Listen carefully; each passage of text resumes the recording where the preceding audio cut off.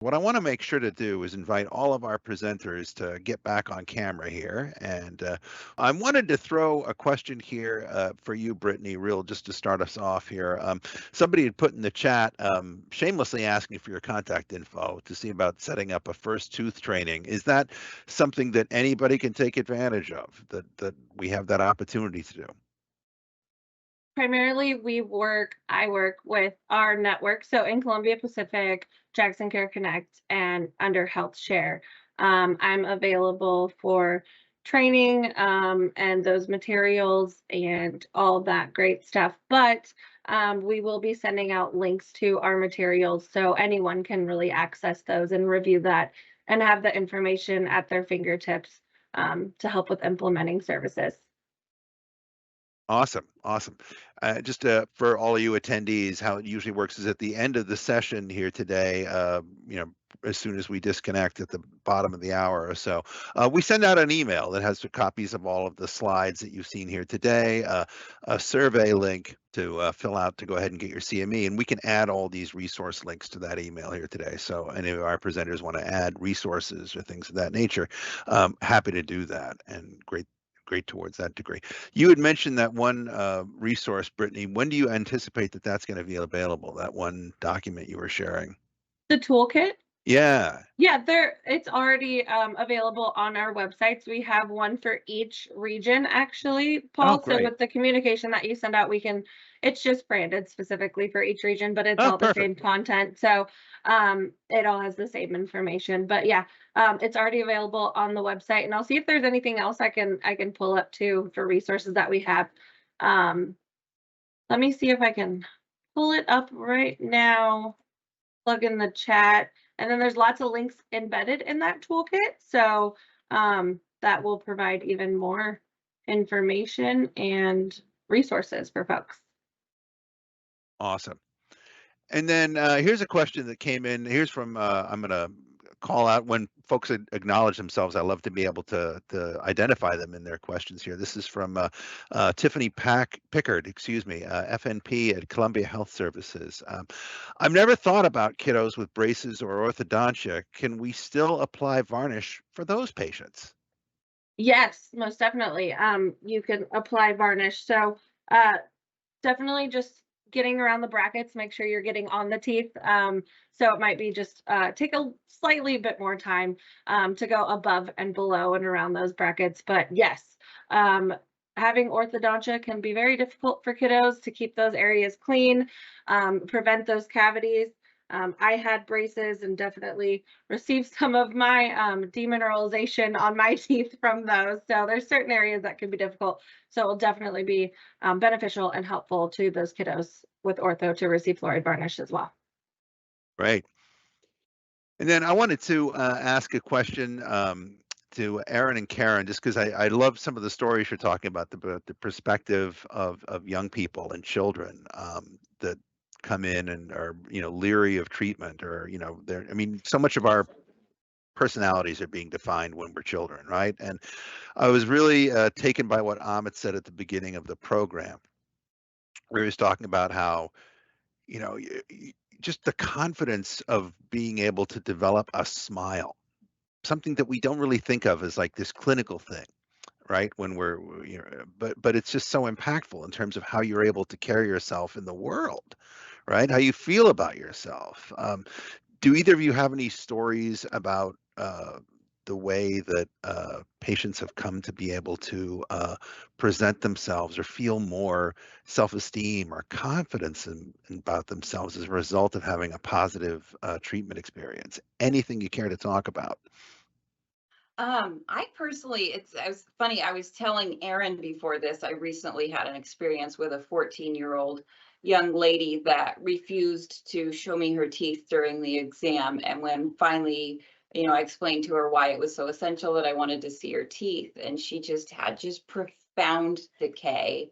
And mom said that they'd been living in the area for a few years at that point in time, but didn't know where to go as far as a dentist that would accept their health care. So we were able to get them connected. I don't have an end result of that, but another thing I can speak to, one of the things that came up a lot during the pandemic was a lot of kids, they come into the clinic and they have their mask on, and I'd say, okay, now I want you to pull your mask down and show me your teeth.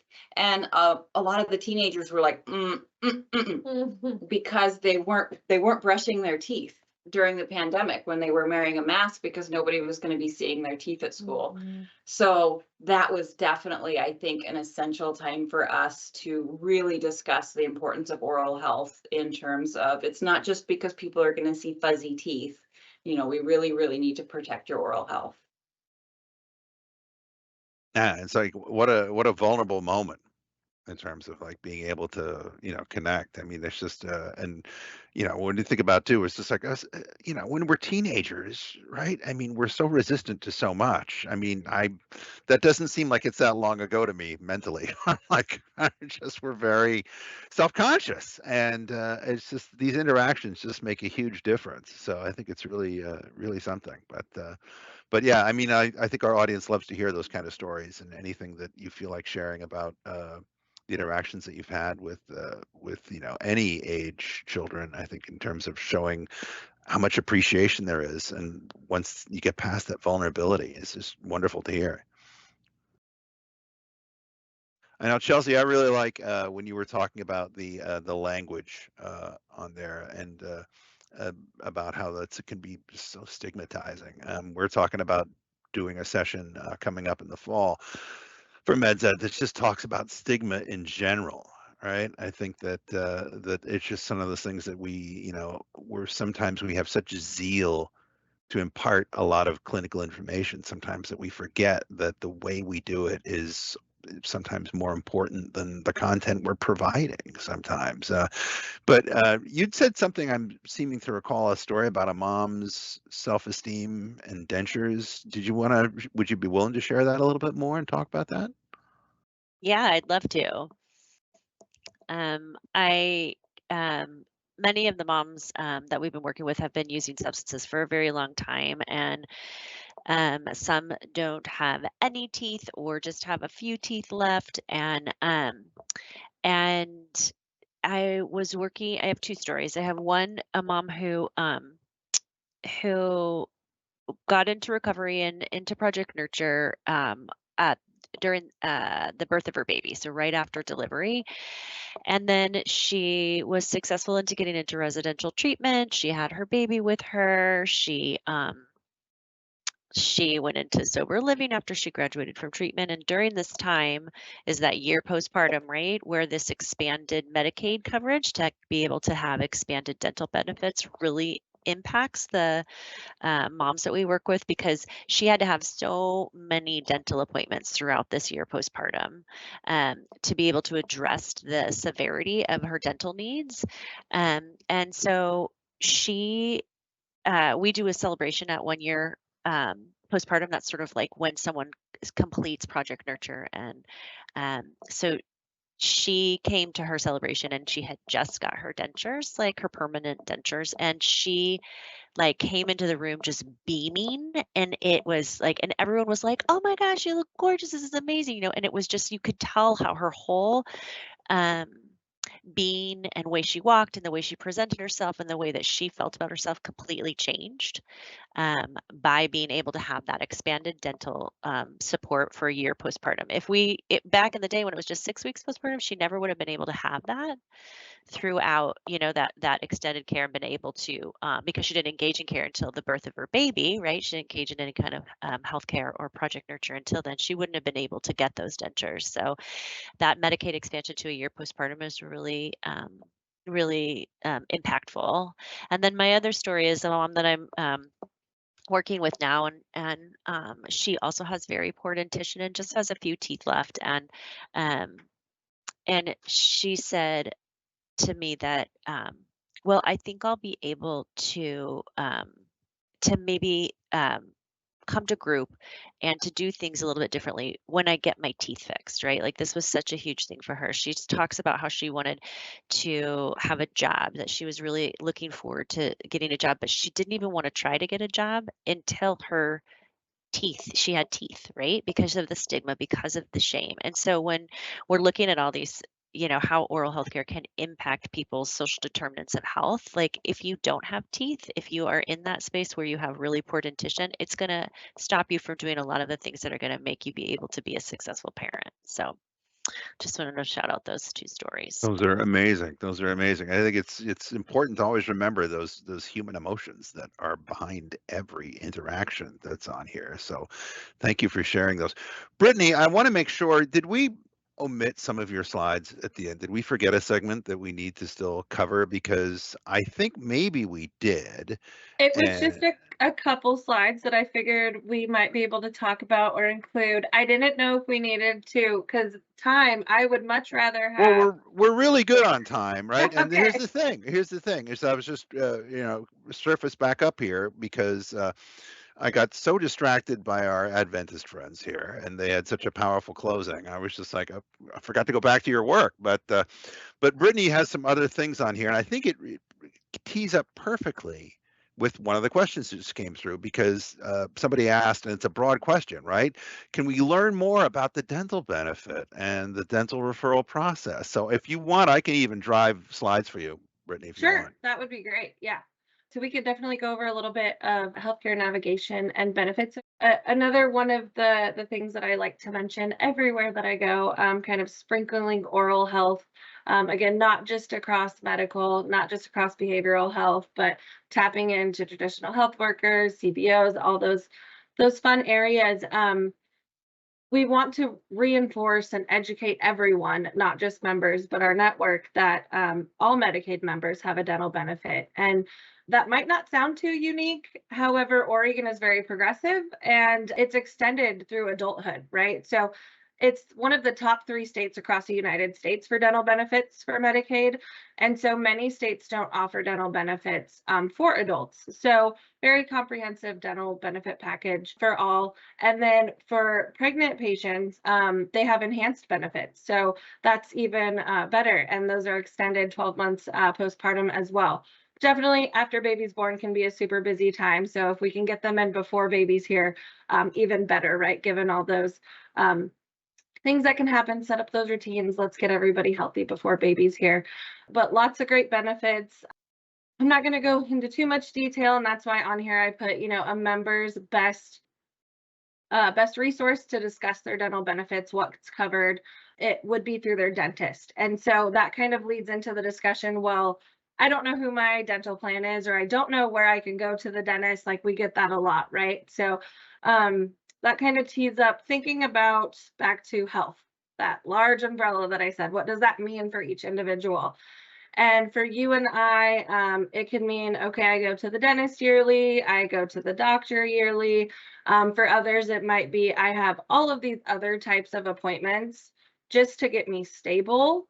And there's so many places I need to go. What questions do I need to ask? How do I navigate it all, right? So care coordination being very, very important with not understanding the complexities of healthcare. I think Chelsea really touched on that in her presentation, how it can be very difficult for members.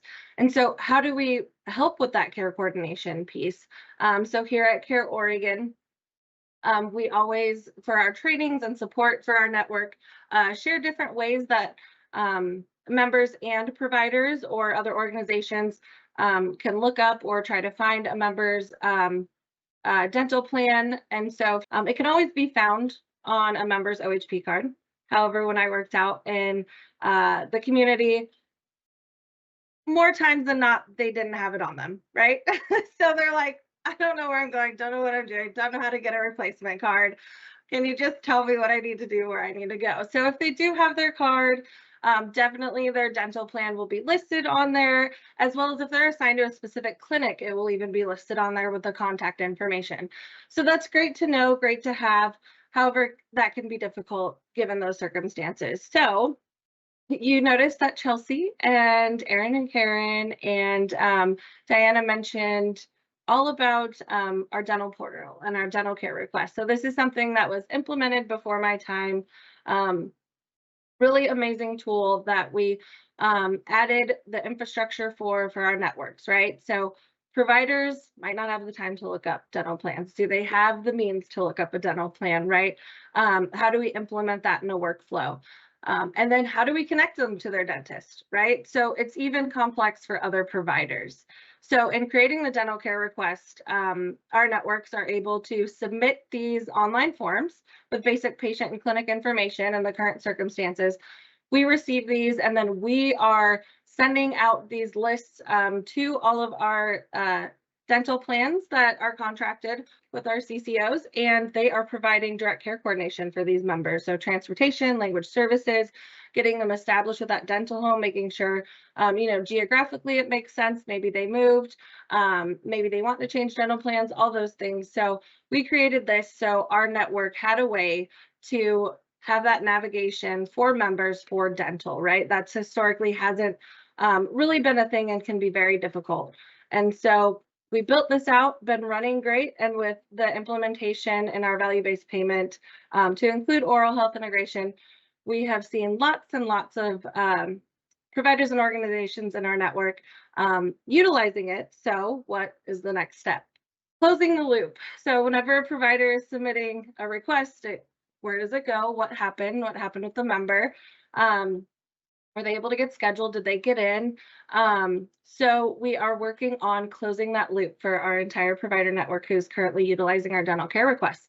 We're building out a dashboard that will be able to show them the outcomes of these dental care requests and whether the patient was able to successfully complete that visit as well. So the dental plan might get them set up and scheduled, but then also it's like, can we see, did they actually get into their appointment? So more to come on that, but that's some of our biggest work that we're doing currently for our provider networks to really show the work that's being done from both sides for that bidirectional referral system and collaboration. And I think that might be it of my slides. So I hope that answered the questions. Yeah, I didn't know if we were in a time crunch, figured we would send them out, but yeah, thank you for. It's just very easy to get distracted when you have good presenters. That's the problem, right? It's I did very a lot easy of to talking today. I get it. And we did a lot of back and forth, maybe Brittnay needs a rest. I'm not sure. So, but of course, all the No questions worries. seem to, head towards your direction anyway. I mean, it kind of seems like in talking to everybody in the development of this session, right, that one of the things that kept coming up anecdotally is that like members have way more benefits than they often realize that they do. Right. And it's like you're finding out you've got money in your backyard that you didn't know was buried there. It's just, and they're like, I have all of this really, and that they just don't know. I mean, I think that's one of the reasons that we felt motivated to put this session together, right? Was because we wanted to make sure that we were just reminding folks that we have a rich, like you're saying in Oregon, compared to other states, really rich package of benefits on there, right? Are there particular benefits that you think more often than not that folks just are not as hip to the fact that they're carrying? Are there some that they're always just like really surprised to find out about? I don't think it's the benefit. I think it's more so accessing preventive care. So maybe historically for some, you think about if nothing's bothering me, I don't need to go in. And so they might be waiting until something is sensitive or painful. And by then it could be,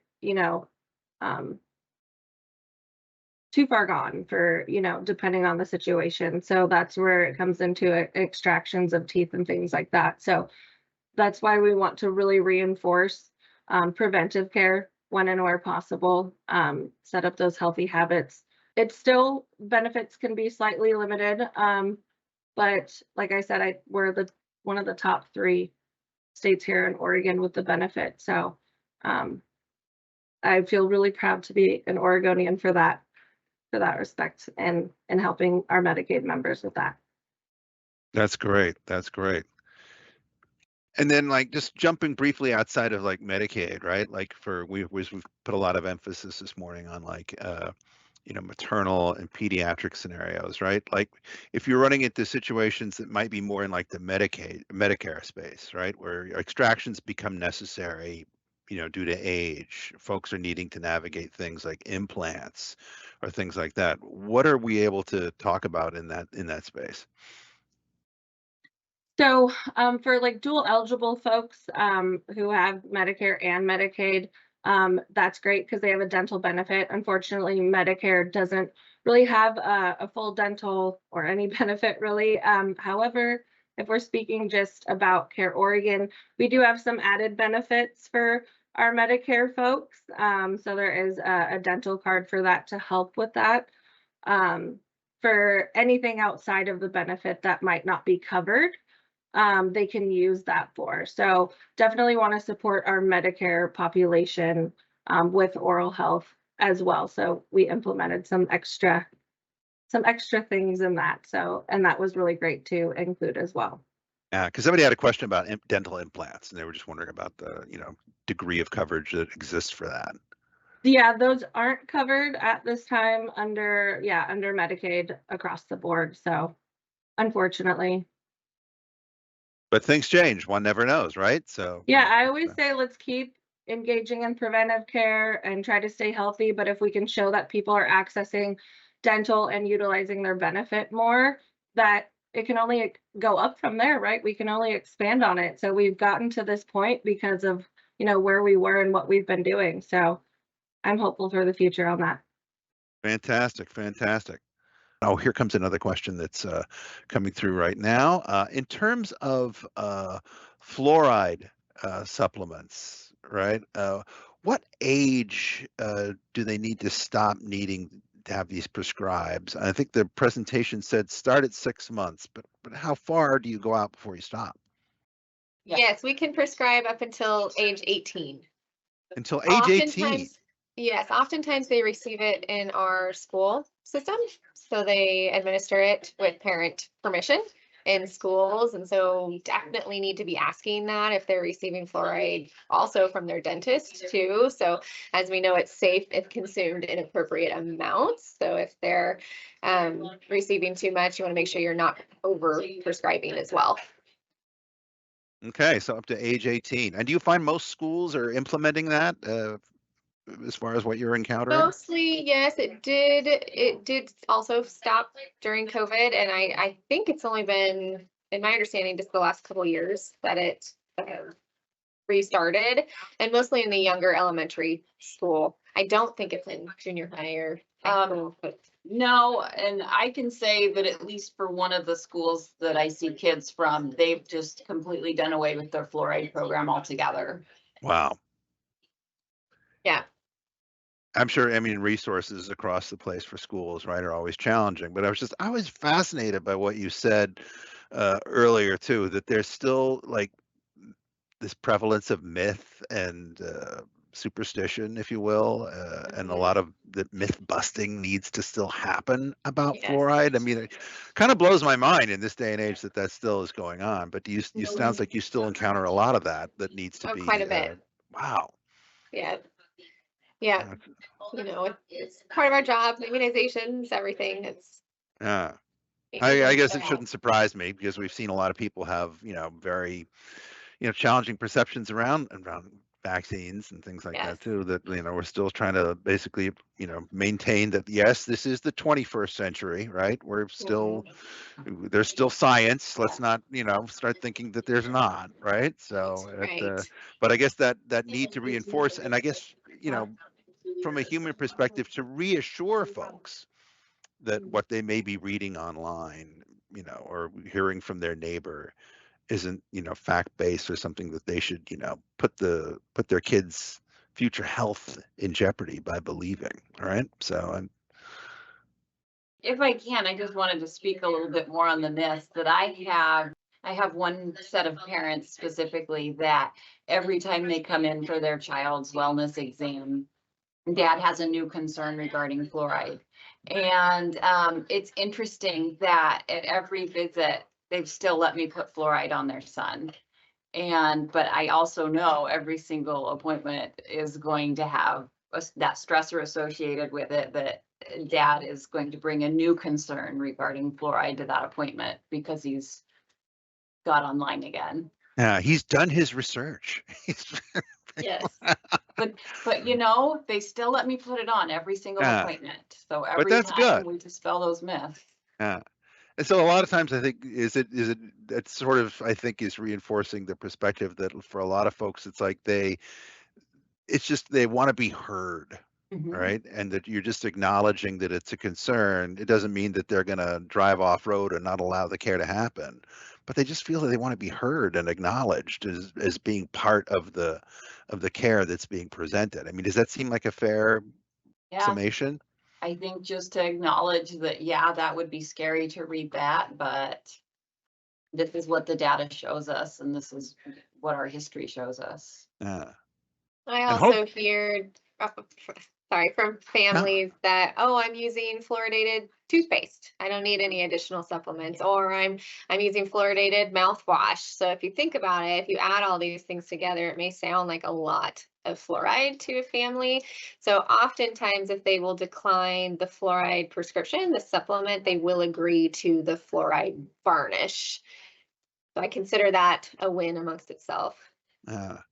One of the things I know that we're going to want to link to, because when we start focusing on like top takeaways and things, when we put the video of this session out there, that I think was great, is I loved how you talked about really simple, but really, kind of charmingly effective ways of reassuring the kids, like the monkey Oh. mask that you put on the one tool, and just those kind of Mhm. like, more almost like role play kind of ways of getting them involved in there, and that just how incredibly reassuring those techniques are. Do you think everybody does that? I get the feeling maybe they don't, and but I was really taken with that. I would hope so, but I don't know. That's part of the pediatric specific training that we both had.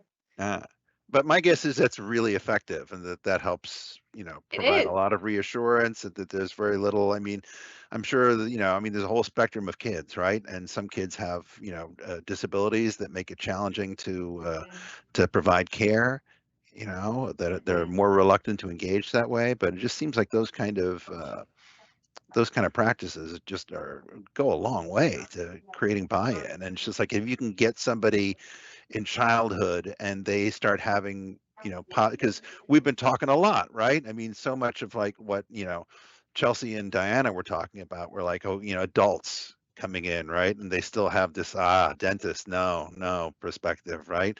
But if you're able to form these more positive associations about going to the dentist early in life and in childhood, then and that carries forward, and then that's going to change the way those perceptions, take root when we become adults. It's amazing. So it's like everything's kind of connected that way.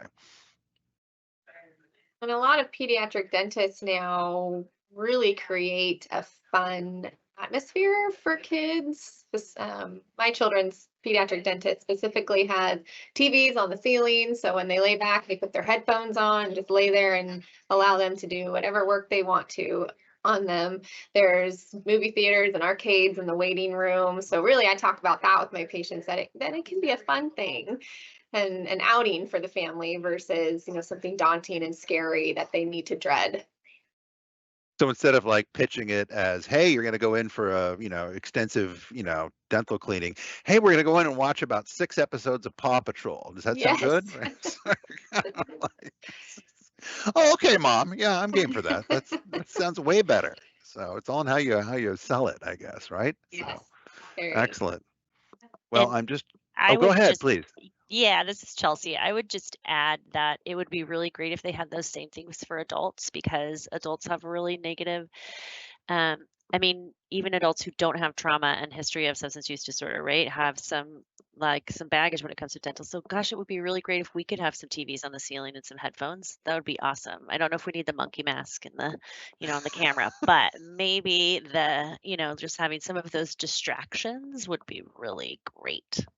Absolutely. So make it so that adults can still have access to their phones, I think, while they're still having Yeah. because we're very phone addicted, right? That's Yes. but no, I think anything that makes it, I've seen some really elaborate pediatric dental offices online that are just like decorated like a whole nother world. Like somebody I think had some kind of like Harry Potter dentist office or something like that, or those kind of things, or Toy Story office, right? Where it's just really, it's like a whole environment. And how reassuring is that for somebody? So incredible. Well, I know we're getting near the bottom of the hour here, friends, and that are as amazing as our time has been. I think we've covered a lot of great information here. I'm just checking. I think we've gone through most of our questions here today. And we're going to be giving, thanks to the miracle of email, our audience access to ask you even more questions as they want. So I think we might be at the point where we're going to wrap things up here today.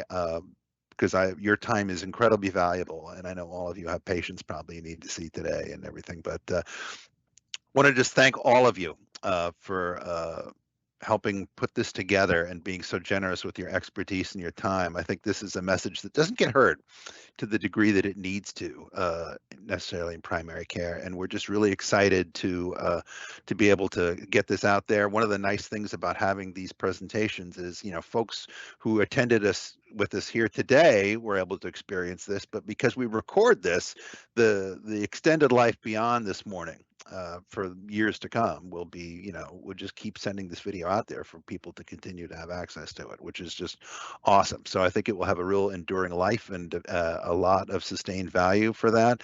I really want to be able to thank Brittnay and your squad in dental there, your unsung heroes like Alexa Jett and Lauren Gutierrez, who have just helped, just dynamically make this work and put so much effort and caring into making sure that we had this be a success, and we're able to somehow persuade these really busy presenters to join us here today, which was no mean feat. So thank you for that. And for our audience, just a couple things real briefly here before we let you go.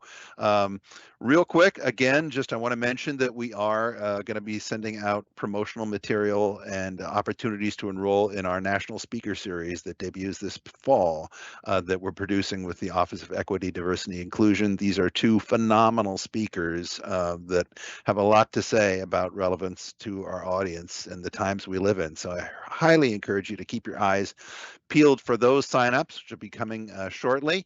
Anyone who's interested in CME, and getting credit for that, simple process. We just have a quick post-session assessment that you do via email on there. Just be sure to make sure your email address is entered correctly. We get a lot of them come in incorrectly, and we don't we want to make sure we get everything you're needing for those certificates there today as well. It'll include other resources from our presenters, as well as a full copy of today's presentation slide deck. Oh, one more thing.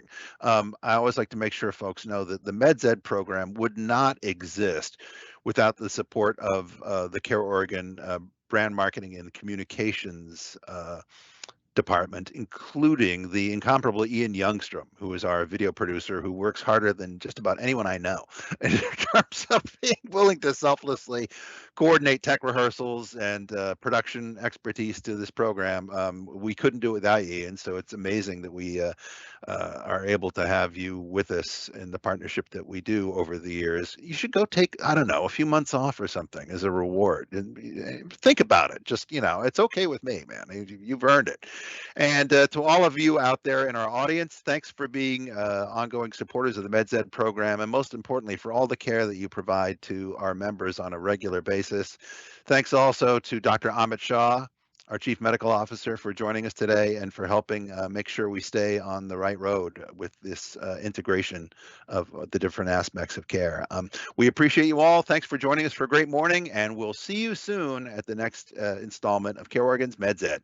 Thanks, folks. Have a great afternoon, and thank you for joining us.